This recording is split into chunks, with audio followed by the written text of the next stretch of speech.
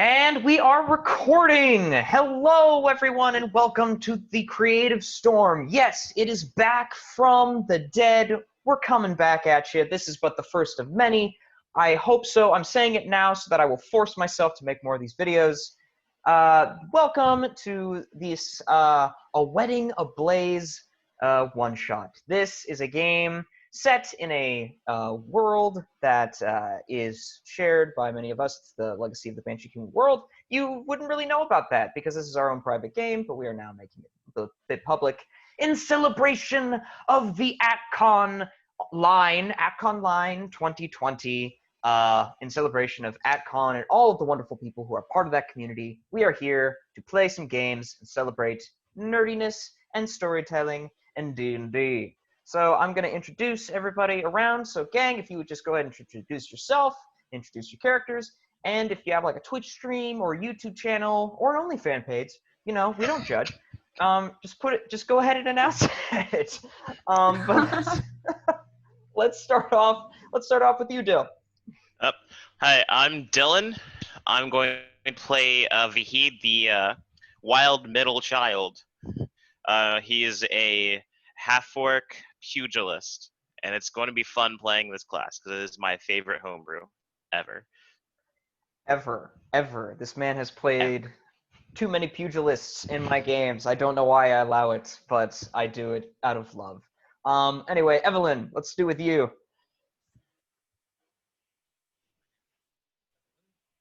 And you are muted. Silence. Oh, goodness. Cannot hear you. Anyway, we're back after some technical difficulties. Evelyn, why don't you introduce yourself? My name is Evelyn. I don't have a YouTube channel yet, but you might find something along the lines under the name of Lovely Craft Productions. I might have some spooky content coming out over there at some point. Tonight I'm going to be playing Princess Shuprit, the wild youngest child. I think that's going to be a common theme of this family. And I am a little too embarrassed to admit the class of this character, so we're just gonna say affectionately Battle Mage. Affectionately, indeed, with quotation marks all around. It's beautiful. And finally, last but certainly not least, the only real-life badass in our group, Kaylee, why don't you introduce yourself? Hi, everyone. I'm Kaylee. Today I'm going to be playing Princess Zareen, fitting with the rebellious nature. She is second born and very desperately wants that firstborn attention. Indeed. And as evidenced by the introductions, all of these characters are part of the same family. That's right. This one-shot is set in my homebrew setting of Legacy of the Banshee Queen, as I've said, and they are the royal orcish family of the Khopeshi Empire. What adventures will they get up to? Well, you can read the description and find out. But in any case, everyone, if you would all close your eyes, strap in, and let us begin our tale of a wedding ablaze.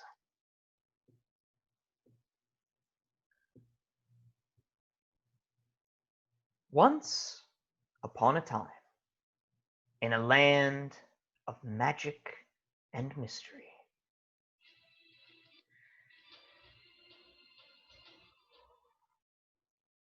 in the burning southlands of the world lies the pinnacle of orcish civilization, the Khopeshi Empire. Formed from a band of squabbling tribes and warlords, the Khopeshi orcs rose from a tribal group to one of the most wealthy and luxurious empires in the 9 seas. From his magnificent Ivory Palace in the oasis capital of Khopeshi, the Padishah Emperor Oseth II of the Sakret dynasty rules alongside his royal family. But in the lands of myth and magic, not all is well. For long ago, a great famine overtook the empire, doing what no foreign nation could do, bring it to its knees. No druid's craft or healing magic could dissuade the blight. In desperation, the Padishah Emperor offered any price to see his land and people saved. And in this desperation, an opportunity arose. A crooked Gnoll sorceress, covered in mutated scars and festering wounds, arrived at his gate. She offered salvation in the form of an iron flask. When the emperor took up the flask, a great column of fire sprang forth from the bottle, and standing before him was a mighty efreet giant, a genie of the plane of fire. The emperor fell to his back in frightened awe as the efreeti stood before him and announced, "I am Prince Juval, Lord of the Scorching Plains and Master of the Palace of 10,000 Terrors. I have heard your plea, O Emperor of Orcs. I will rid you of your famine, if you promise me but one treasure from your palace." Without hesitation, the desperate emperor agreed, and with a wave of his burning hand, the efreeti prince restored bountiful crops to the empire. Thankful, the emperor allowed the efreeti prince to take any treasure he desired from his personal hoard. However, the efreeti prince shook his head and said, "I will return in time to collect my treasure. Look to my arrival," he said. And with that, Juval vanished in a plume of ash and smoke. Many years later, the empire flourished and grew, and along with that growth came new responsibilities and new children. For as the empire grew, so did the emperor's children. And when they were of age, his eldest daughter, Princess Iseth, was set to marry Atem, a prince of a noble orcish house. Their union was to unite two houses into one and crown a new crown prince. You all remember that day well. The city of Kothis was alive with celebration. Atem, the groom-to-be and future emperor of Khopesh, was paraded through the streets atop a massive desert mammoth, followed by a royal parade of dignitaries, performers, bards, and royal family members, including yourselves. I would like you all to describe what your characters look like and what you were doing as you walked down the procession. We will start with the first eldest of this band. Kaylee. Princess Zareen is scowling at the crowd. She's walking next to her siblings and clearly doesn't want to be there. She has long braided hair tied back for the occasion. However, she also wears a long cloak of the royal purple color.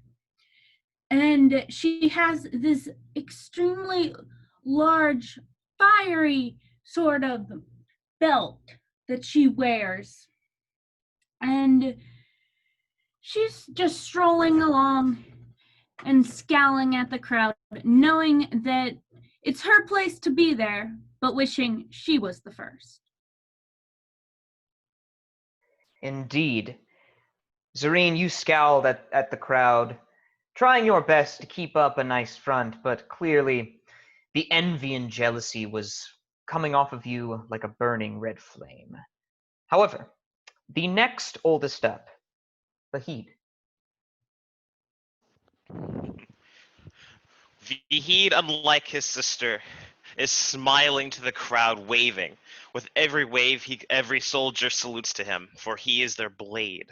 one of the greatest warriors of the Empire. He has made a name for himself.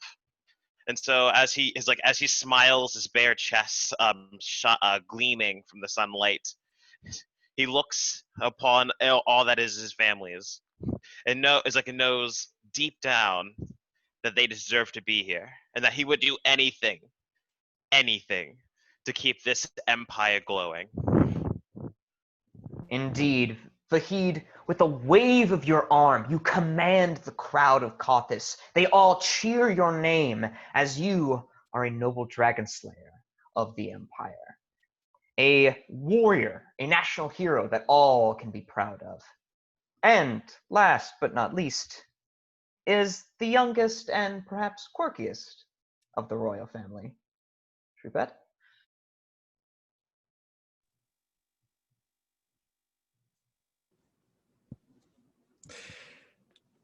As the attention of the crowd goes from sibling to sibling from these giant desert mammoths, the crowd suddenly looks to see who the fourth sibling is, and they see a mammoth with no rider, yet still walking. And there's a bit of confusion in the crowd, and then suddenly,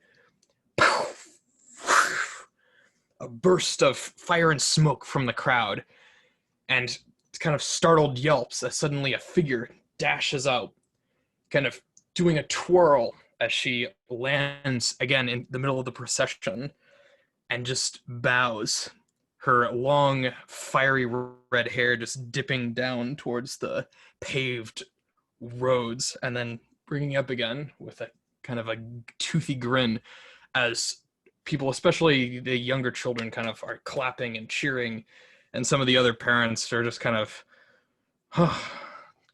looks of what sort of royalty is running this country. To which Princess Shuprit runs off, scampers up the side of her elephant, or her mammoth, and does like a quick looping jump around to hit back in the saddle, and then splays her arms out again. Quite the show-off. Show-off, but with a profound sense of showmanship, Shuprit. As you entered in a startling display, the crowd cheered your name and clapped. Even amongst the most conservative members of the crowd could at least admit that it was pretty well done. You all pose a impressive trio of siblings, almost taking the thunder, the wind out of the sails of Atem, the future crown prince. You all carried on with this royal parade, passing through the streets, tossing gold to your loyal and loving citizens, showering them with the prosperity and strength of your family, the Socret dynasty. The success of your kingdom is reflected in you. And this is not to be trifled with, this respect. For especially among orcs of the world, to rise so much from a sordid past of violence and then famine and near dissolution, you have proven the world wrong. Orcs can rule themselves fairly, just like everyone else. And with that, your procession arrived at the front steps of the palace, where you met with your father, dressed in his royal gold and ivory white robes, with his massive crown above his head, glittering and gleaming in the Khopeshi sun. Your father, the Padishah Emperor. He smiled and embraced Atem, his future son, and then, one by one, he hugged you all, his children, not heirs to the empire, but no less loved by your father. You joined the royal procession and traveled in the great Azure Cathedral. It was a beautiful, beautiful chamber. A large domed ceiling of ivory, decorated with all manner of wreaths of figs, olive tree branches, and hanging chains of jewelry, letting the incoming light from the outside reflect and create a beautiful kaleidoscope pattern showering the ivory white walls in a beautiful rainbow of colors. The room was filled with every dignitary, pasha, emir, and royal lord from all across the empire. Anyone who was anyone was there for this wedding. And at the end of the chamber, standing on a raised dais overlooking an open view of the city, cheering her name, stood your sister, Princess Iseth, the Emerald of the Desert, the most beautiful orc in the world. She stood wearing a pure white dress of the finest spider silk. A thin veil laced with diamonds covered her flawless green skin. Her bright purple eyes shined luxuriously through it. She saw you and waved, smiling at you, and then at father, and then to her loving and expected husband. You stood beside her as she took Atem's hands in hers, and you all turned to face the first eye, the highest cleric of Grumish, the One Eye on Earth, here today to officiate the ceremony. You all stood and watched and sang as the first eye recited the ancient ritual chants of the Orcish religion. Today was beautiful. Today was majestic. And then it went so wrong. For suddenly, the sky began to grow dark, as if the sun had disappeared, as if an eclipse were upon you. The chanting stopped as the ground around you began to shudder and creak, as a terrible fissure in reality tore into existence, like a flame burning through beautiful silk. Beyond the opening showed a world of fire, magma, and oppressive black smoke.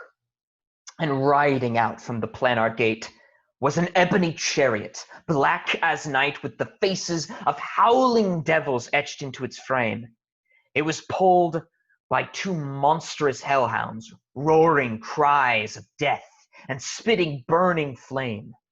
And riding the chariot was a 15-foot-tall giant with a ruby-red skin, golden and black silk robes, and a massive pair of horns jutting from his head, and fiery golden eyes, and a smirk of supreme confidence and victory.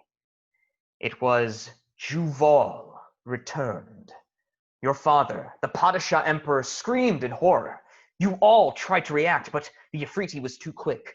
Like a bat out of hell, the chariot rode up to Iseth and Atem, and in one fluid motion, Juval drew a golden scimitar the size of a small child and cleanly sliced Atem's head from his body. He then grabbed Iseth roughly by her throat and dragged her into his chariot. He let out a loud laugh of victory as he looked upon your father. You fool! Did you forget what was owed of you? I have come to claim your greatest treasure, your daughter's hand in marriage, and with it, the inheritance of your precious empire. Look upon me and weep, mortals, for when I return, it shall be as your new emperor. And with that, before you could save her, the efreeti prince whipped the hellhounds, and in a flash, he pulled your sister, screaming, into the plane of fire with him, before the fissure closed. The whole court of the emperor cried out in terror, for an age of fire and darkness was upon them. Or so they think. I would like each of you to describe your reactions and feelings to what had happened in that exact moment. Let's start from Shpreet.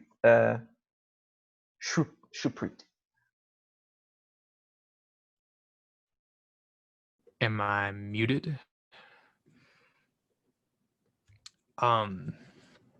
Shpreet kind of was against the wall just with a kind of a casual hand and cross, and as soon as the whole hellscape broke loose, she just backed up and just stared, horrified in disbelief. She has never seen anyone die necessarily, or at least killed that gruesomely. So the sudden death of the would-be crown prince, is kind of immediately a shock to her system. And also the disappearance, almost more than the disappearance of her sister. Indeed. And after that, Vahid, how about you?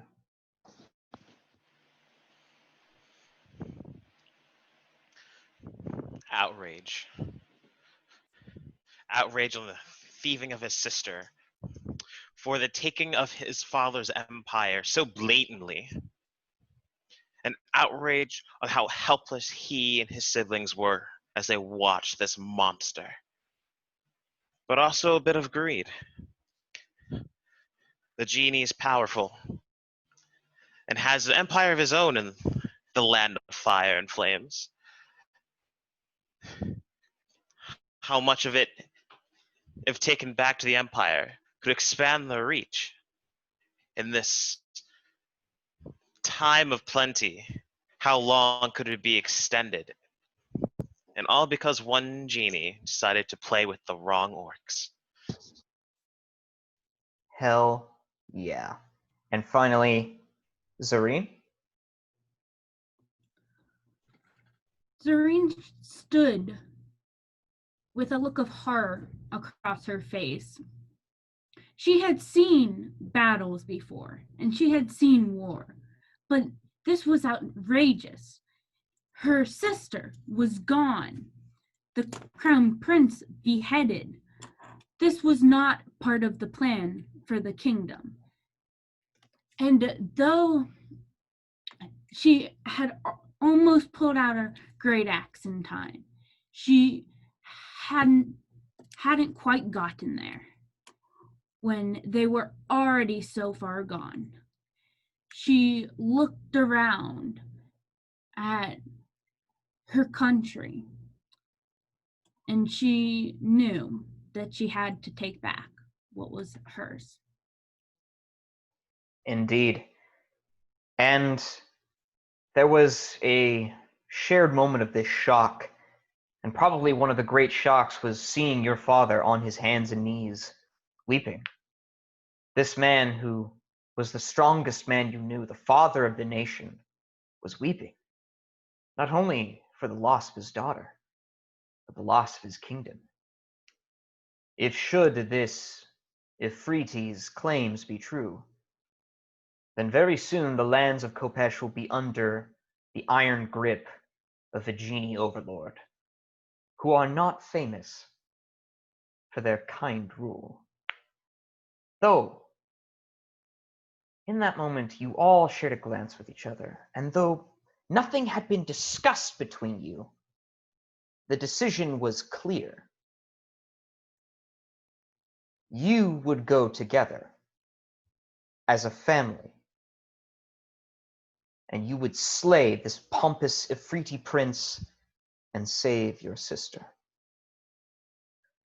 We cut to that night as the celebration had been called off. Word of what had happened had gone out before the palace guards could contain it, and panic began spreading through the city of Khopesh. As the government tried to prevent a full-scale riot on its hands, you all stood in the Ivory Cathedral, the Azure Cathedral, now emptied out save you and only a few clergy of the Church of Grumsh.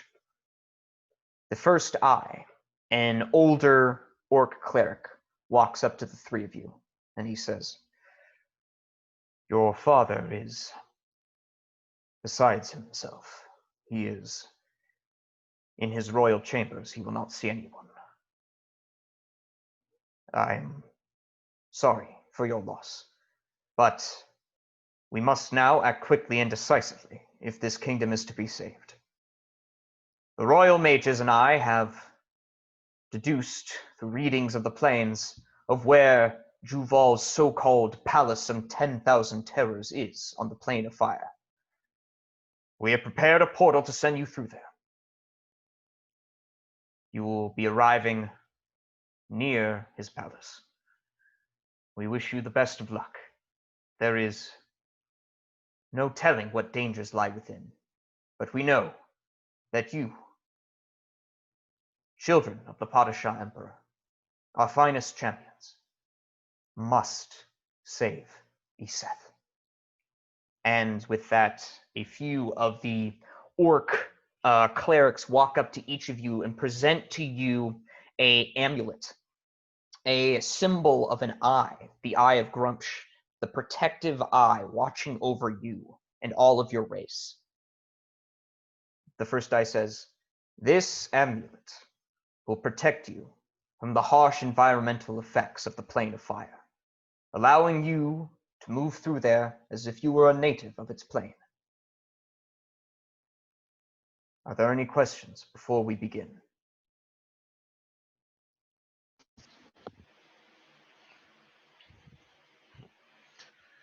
How shall we sneak into this palace? Or is that something we shall figure out on our own? The first eye sighs and says, "I'm afraid we have no idea how you might do this. We know very little about Juval and his palace. Only recent events of discovering of what deal your father had made with him years ago. We have only been able to trace the location. We know not how to get in.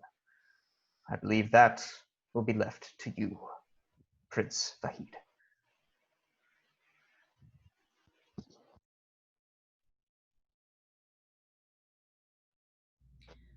We will get in and we will kill them all.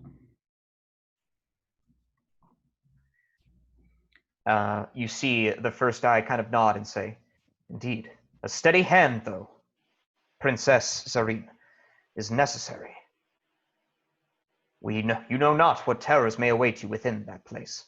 And though none of us here would be able to discount your incredible fighting prowess, we know that the three of you alone may not be enough to destroy everything that lies within."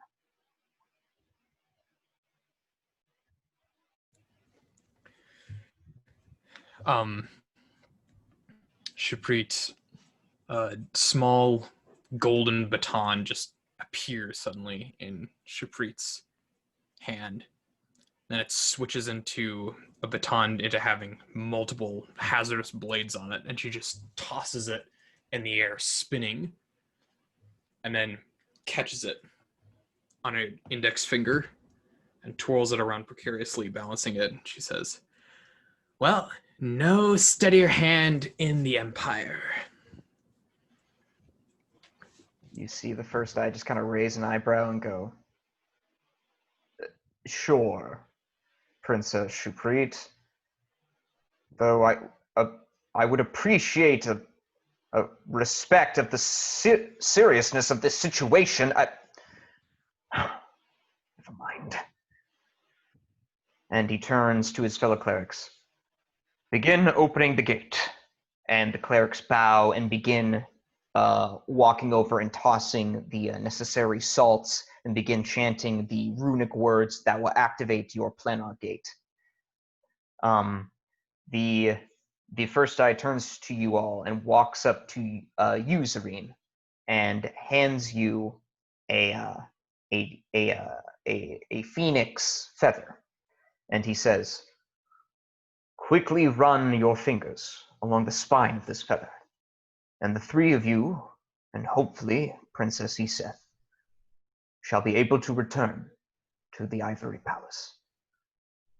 Good luck to you all, heirs of the Empire. Our hope, our destiny lies in your hands." And with that, he walks away, and a large portal begins to open as the salts rise up from the ground around you and turn black and turn coarse into smoke and ash as this portal to the plane of fire opens, revealing a landscape of magma, rivers of lava, burning, smoking skies, and a wave of intense burning heat rushes over you. You feel the need to put on your amulets, and as you do, the symbol of the eye grows a bright red, and the flame, though still hot, becomes bearable to you. And with that, the plane of fire awaits you.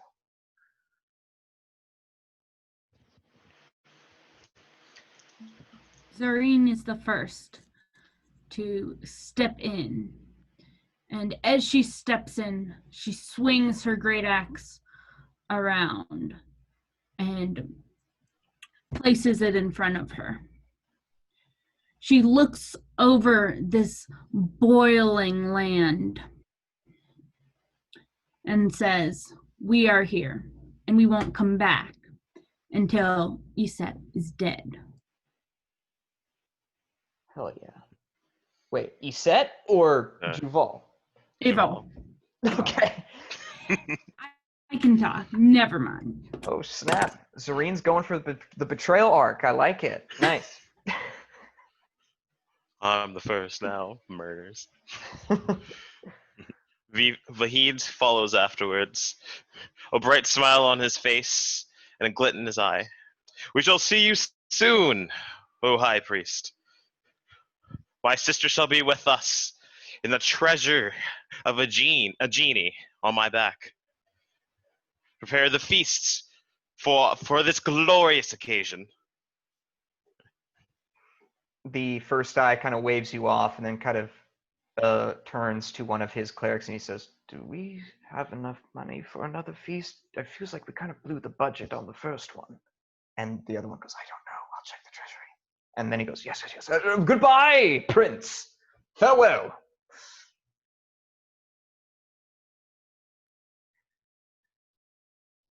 And after that, your two siblings jump into the portal, Shuprit, and you were the last to go. I imagine the portal is suddenly starting to waver as if it's beginning to close. And she just looks up, and despite being relatively shocked earlier, looking out at this fiery hellscape, she can't help but feel a tingle of excitement, and a smile bursts open on her face as she twirls her golden baton around and just says, "Oh, this is gonna be good," and then throws the baton at the feet of the poor first eye, which, as it shatters explosively into a bunch of gold coins, as she jumps through the portal, and as the priests sort of like look around and maybe think to grab a couple of them, they disappear. The first eye kind of just goes as the coins explode around his feet, and as you leap through the portal, it closes behind you, and all of the coins begin to one by one. The last one in the hands of a sort of young acolyte going, "Oh, sweet," and then it oh. And the first eye just goes, "You know what occurs to me? Why didn't we send like a expert retrieval team or something? Why did we send the other heirs to the Empire? Who came up with this?" And then we cut to, in the plane of fire, the three of you stand on a small hill of magma-like rock. The air around you is hot and oppressive. The sky above you is like as if a large continuous cloud of smoke is just rolling across the sky with the hint of some sort of giant red star sun peering through the smoke. But overall, this land is cast in a gloomy, Mordor-esque darkness and heat. And you are here. What do you three siblings wish to do? Do we see the citadel? No. You are standing on what looks like a raising hill, where you look up and you see this hill is going over a large crest. Yeah. Looking down behind you, you just see a massive sloped hill where a few fissures in the earth actually burst open and just spew forth lava, like geysers, like Yellowstone Park.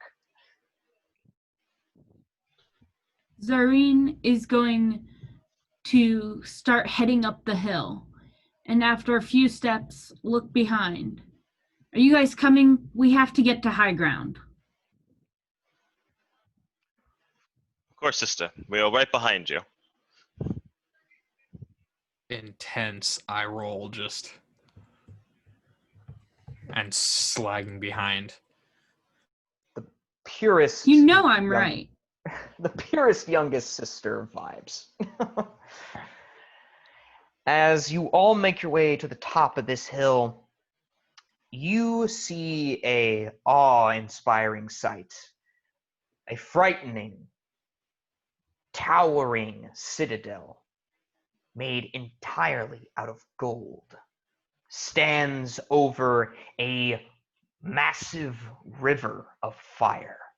This massive structure stretches upwards of about thousands of feet into the sky. It is topped with multiple golden domes, similar to your own Ivory Palace, though a more garish brass parody of it.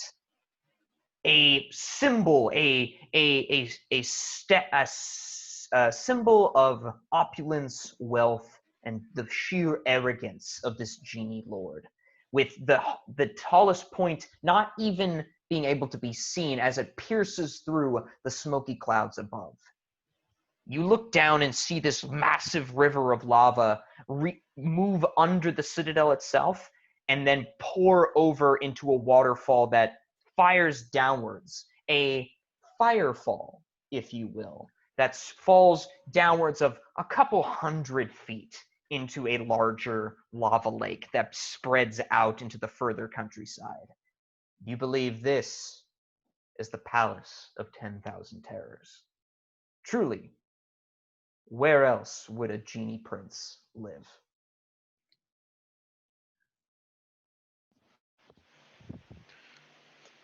I see. 1,000 years.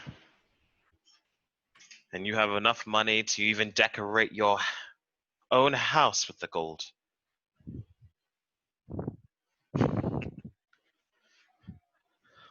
Perhaps we can melt it down and make 1,000 statues to our victory. You want to use this brass? This is like weird fireplane brass. Ours is way better. Trust me. I've tested it.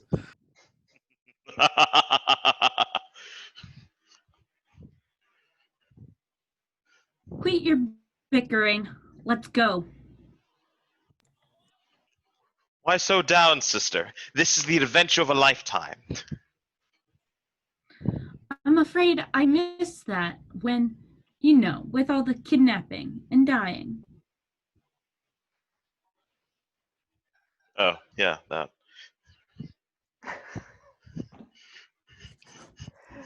Oh yeah, Just some minor kidnapping and death. It's fine. So you guys look ahead and see that from where your position is, you are on a large hill that begins to slope downwards towards the river of lava. The palace itself seems to be more on the other side of this massive river. So standing in front of you is this large river. And why don't you guys make a perception check for me?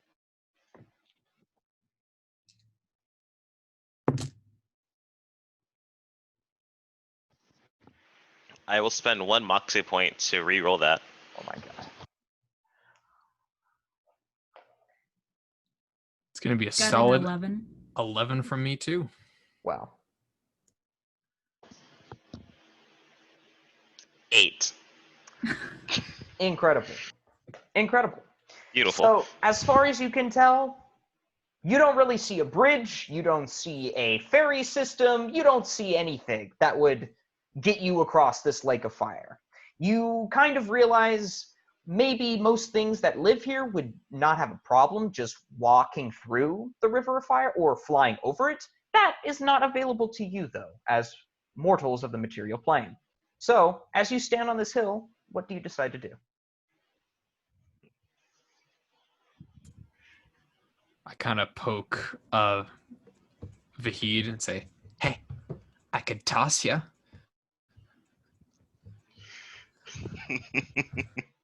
Remember the last time we tried something like that?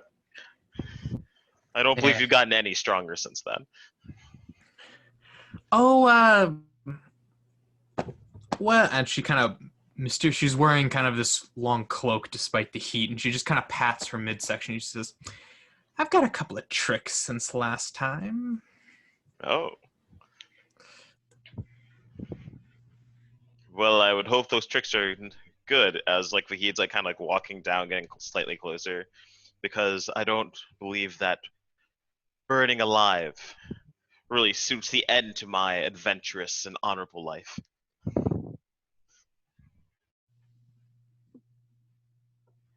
Burning alive definitely does not sound thrilling. And Zareen is going to walk down and sort of look a little harder to see if there's like a way around the lake. All right, so I'll say as you guys are marching along with Zareen at the front, because of course, I'd let Zareen, you can go ahead and make another perception check with advantage as your siblings are trying to help you. You are essentially looking to see if you can find a way to bypass this river. 19. 19. Zareen, as you're walking down towards the river, you find that the slope seems to be taking you towards the Great Firefall, and you realize you really don't want to go that way. So as you try to go more towards the left to see if you can find another way around, the terrible terrain around here is preventing you from doing that, as you have to actually climb along a few of these hard rocks, leading your siblings up.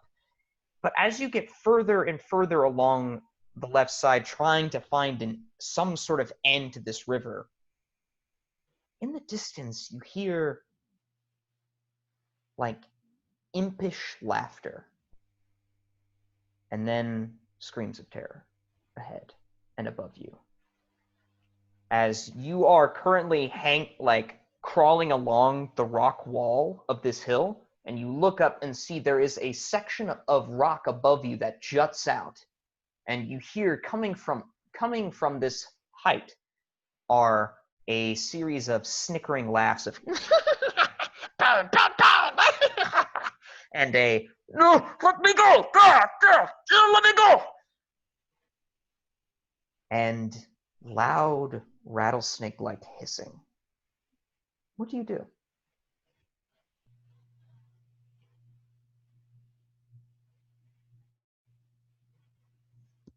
Zareen is going to slow her climb so her siblings have time to catch up, so they're sort of like all in a line where they can talk more quietly. And she's gonna look up. You hear that? Do we hear the laughing? As you get up next to Zareen, you do.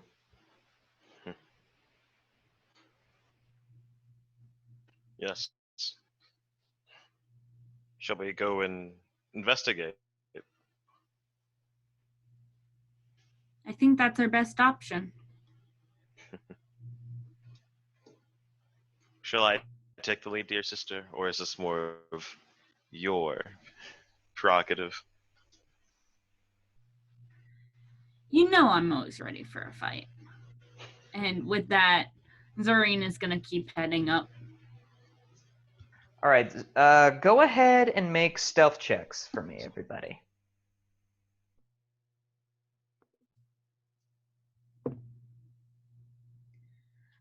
We love that disadvantage. Yeah, no. 15. 8. 21.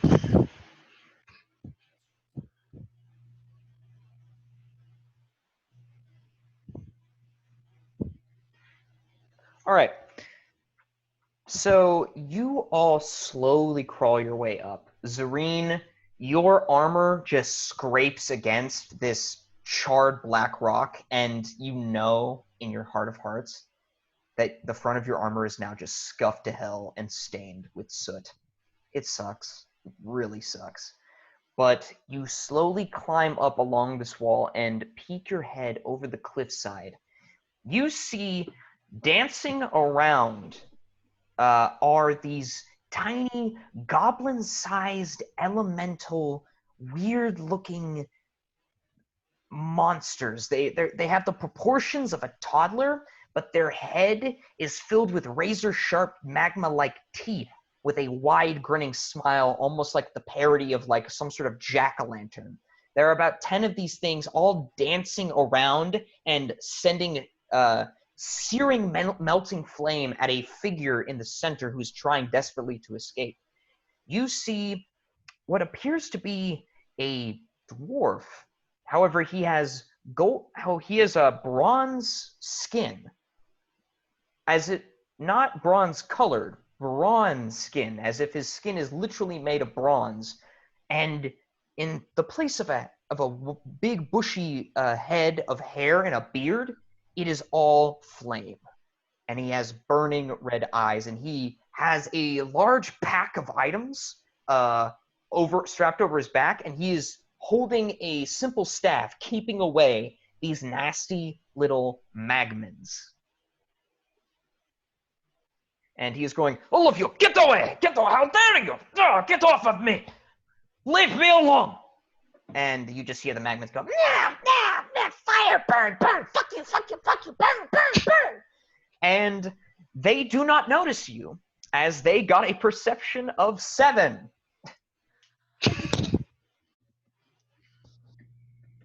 Yes. Zareen is going to hop on up and lazily swinging her great axe. Do we have a problem here?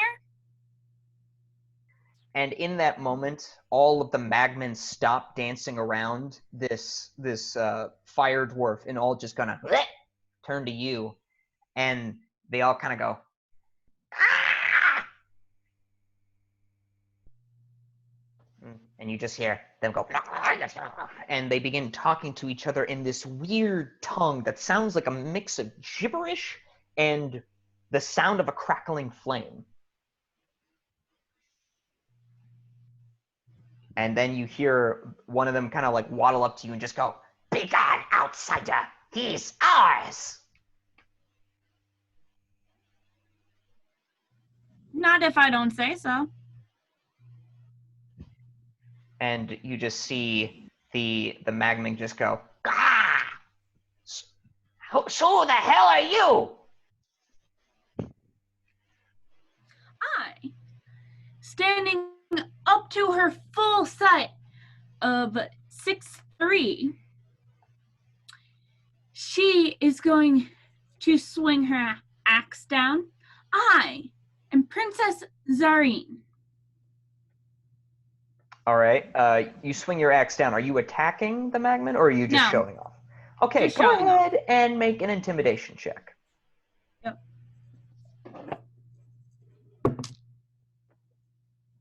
9. Oh my god. They rolled a 2. You just see all of the Magmans kind of like just go as they're kind of looking at each other, unsure of the fact this is an outsider. And they only look to eat those people, but this orc princess carries herself with the confidence befitting of a royal gene, and that kind of throws them off a lot. You have it like totally freak them out. I'm not getting that, Jack.